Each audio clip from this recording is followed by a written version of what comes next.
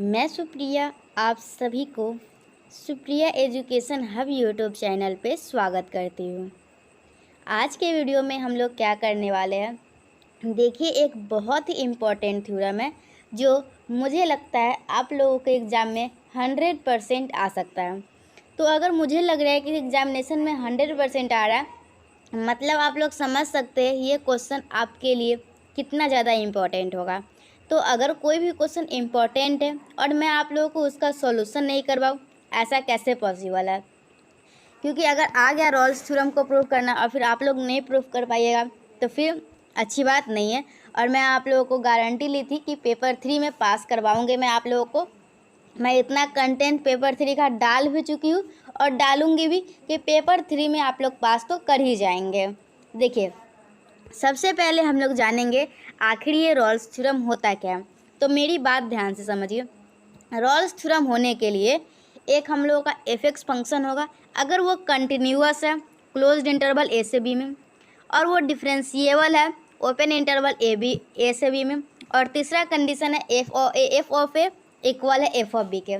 अगर तीनों condition satisfy हो रहा है तो हम लोगों का एक सी जो है, एक ऐसा सी एग्जिस्ट करेगा जो कि एफ डैश सी बराबर होगा 0 के, और सी का वैल्यू जो है वो ए और बी के बीच में लाई करेगा। ओके, यही है हम लोग का रॉल्स थ्योरम। अगर आप चलते फिरते कोई पूछ ले आपसे रॉल्स थ्योरम क्या होता है तो आप लोग बता दीजिएगा। देखिए अगर कोई फंक्शन एफ एक्स कंटिन्यूस है क्लोज इंटरवल ए से बी में, और एफ एक्स अगर डिफरेंशिएबल है ओपन इंटरवल ए से बी में, और एफ ऑफ ए और एफ ऑफ बी आपस में बराबर होता है, अगर ये तीनों कंडीशन सेटिस्फाई होता है तो हम लोगों का एक ऐसा सी एग्जिस्ट करता है जो कि एफ डैश सी बराबर होता है 0 के, और सी का जो वैल्यू है वो ए और बी के बीच में कोई लाई करता है। ये स्टेटमेंट समझ गए? तो थोड़ा सा आप अच्छे भाषा में लिखा हुआ समझ लीजिए।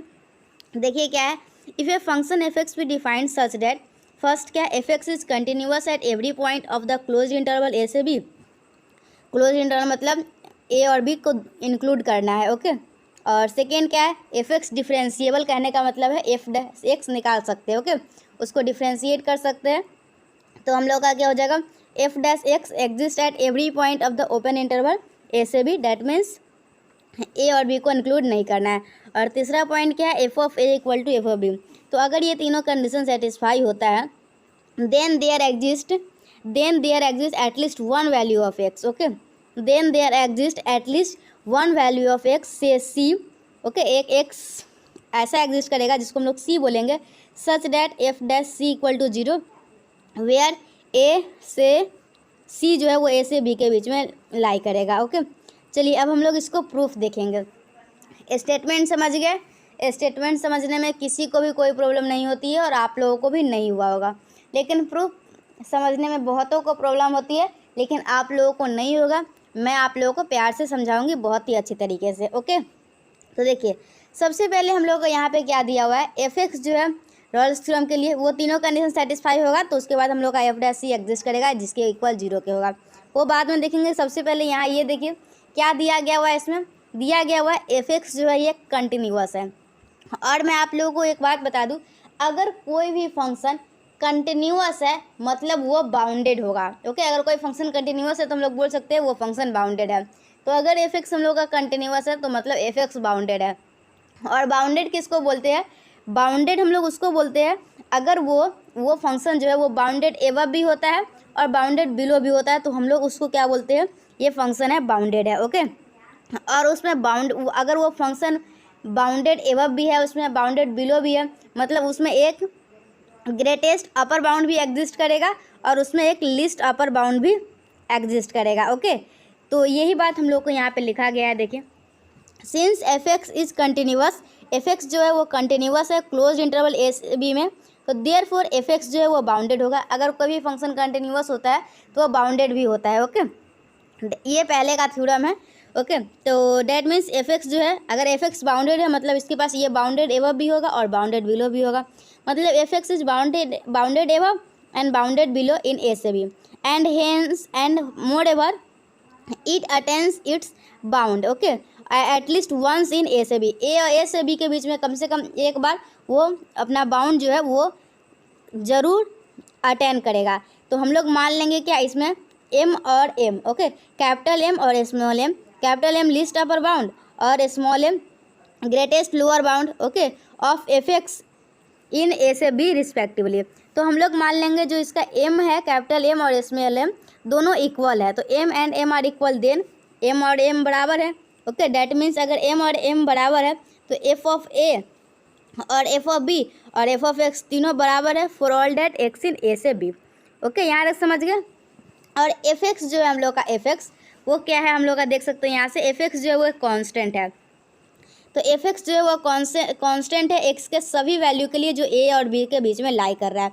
अगर एफ एक्स जो है हम लोग का कांस्टेंट है, अगर कोई भी फंक्शन कांस्टेंट होता है उसका डिफ्रेंशिएशन करते हैं तो क्या आता है, जीरो आता है, मतलब यहाँ से क्या आया, F dash X equal to zero for X belongs to A से बी, एंड कंसिक्वेंटली अगर सी के लिए देखते हैं तो F dash C equal to zero आता है for any point C belongs to A से बी ओपन इंटरवल में। तो ये देख लिए हम लोग पहला क्या कंडीशन माने, पहला माने एम और एम आपस में बराबर है, दूसरा मानेंगे एम और एम आपस में बराबर नहीं है। तो if M and M are not equal to then at least one of M and M must be different from F of A equal to F of B, okay, F of A और F of B से अलग होगा। Since F X is continuous in interval, तो F X जो है वो continuous है, continuous है मतलब बाउंडेड होगा, बाउंडेड होगा तो उसमें मतलब लिस्ट अपर बाउंड एग्जिस्ट करेगा ही। तो मान लेंगे इसमें लिस्ट अपर बाउंड जो एग्जिस्ट कर रहा है वो कैपिटल एम है, and M be its least upper bound, therefore there is at least one point C in open interval A से B such that F of C जो है वो किसके बराबर हो जाएगा, एफ ऑफ सी एम के बराबर हो जाएगा।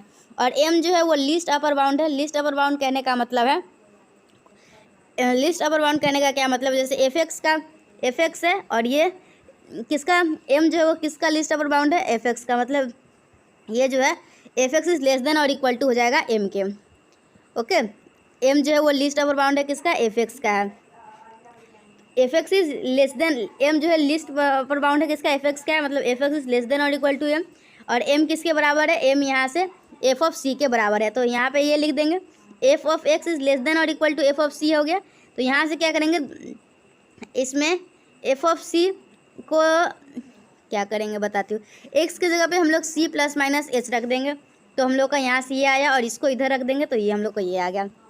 नाउ तो हम लोग का क्या है, F of C plus H है, minus of F of C less than और इक्वल टू जीरो के हम दोनों में क्या करेंगे, हम लोग एच से डिवाइड कर देंगे, ओके, अगर एच से डिवाइड करेंगे तो ये लेस देन और इक्वल टू जीरो हो जाएगा, अगर यही हम लोग इसमें माइनस एच से डिवाइड करते हैं तो हम लोग का ये ग्रेटर देन और इक्वल टू जीरो हो जाएगा। और इक्वेशन 1 और इक्वेशन 2 को क्या करेंगे हम लोग, देखिए taking the limit of 1 and 2 as h tends to zero we get, हम लोग क्या करेंगे इसको h tends to zero limit लेंगे तो ये हम लोग का ये आएगा, और इसको हम लोग क्या बोलेंगे are f dash x, okay, right, ये है राइट हैंड डेरिवेटिव, और उसके बाद लेफ्ट हैंड डेरिवेटिव ये लिए इक्वेशन 3 और इक्वेशन 4। तो since from equation 2 of the theorem f dash x exist at every point of open interval, then we should have, मतलब कि ये एफ डैश एक्स जो है वो एग्जिस्ट कर रहा है, मतलब वो डिफरेंशिएबल है। डिफरेंशिएबल कब होता है, जब हम लोग का राइट हैंड डेरिवेटिव और लेफ्ट हैंड डेरिवेटिव आपस में बराबर होते हैं तो वो हम लोगों का डिफरेंशिएबल होता है। तो यहाँ से आ गया we should have R f dash C equal to L f dash c for this and hence from 3 we have, यहाँ से हम लोग का इक्वेशन 3 से क्या आ गया, ये आ गया, और यहाँ से हम लोग को यही दिखाना ही था क्या, एफ डैश सी जो है वो जीरो हो जाएगा, जहाँ पे सी का वैल्यू ए से लेकर बी के बीच में आएगा। Similarly F dash C equal to M, तो we can prove that F dash C equal to zero, और हम लोग को प्रूव भी यही करना था क्या, अगर एफ एक्स कंटिन्यूअस है, डिफरेंशिएबल है और F of A equal to F of b है, तो हम लोग का एक ऐसा सी एग्जिस्ट करेगा जो एफ डैश सी जो है वो जीरो के बराबर आएगा, और हम लोग का यही था रॉल्स थ्योरम। रॉल्स थ्योरम बहुत ही इंपॉर्टेंट है। मैं आप लोगों को एक बात बताती हूँ, मेरे हाथ में अभी क्वेश्चन बैंक है, मैं रखी हुई हूँ, और मैं अभी क्वेश्चन बैंक से पलट के आप लोगों को दिखा रही हूँ। क्वेश्चन बैंक का PDF तो इसमें ओपन नहीं कर सकती हूँ ना, तो मैं आप लोगों को बताती हूँ। आप लोगों का रॉल्स थ्योरम से क्वेश्चन जो है ये टॉप 10 में दिया गया हुआ है, सबसे ज़्यादा इंपॉर्टेंट इसलिए हो गया। 2016 में आया हुआ है रॉल्स थ्योरम, और बताते हैं कब कब आया हुआ है, बता ही देते हैं, थोड़ा देर रुक जाइए। रॉल्स थ्योरम 3-4 थ्योरम है ही जो बहुत ही इंपॉर्टेंट है और हमेशा वही आता है, रॉल्स थ्योरम। और लैग्रेंज मीन वैल्यू थ्योरम भी बहुत ही इंपॉर्टेंट है, ये तो मैं करवा चुकी हूँ लैग्रेंज मीन वैल्यू थ्योरम, लेकिन रॉल्स थ्योरम नहीं करवाई हुई हो। अभी पूरा क्वेश्चन बैंक पलट के देखने का टाइम नहीं है। रॉल्स थ्योरम बहुत ही इंपॉर्टेंट था, मैं आप लोगों को करवा दी हुई हूँ। अब आप लोग समझ में आया है तो अच्छी बात है, नहीं तो वीडियो को पीछे करके जाइए और देखिए। और लिखा भी हुआ है बहुत ही फ्रेश हैंड राइटिंग में, तो समझने में भी कोई दिक्कत नहीं होगी, आप लोग समझ भी सकते हैं। ज़्यादा परेशानी होगी आप लोगों को तो क्या कर सकते हैं, कुछ नहीं कर सकते हम। मिलते हैं नेक्स्ट वीडियो में, तब तक के लिए bye. Thanks for watching my video and thanks for coming Supriya education. Okay bye.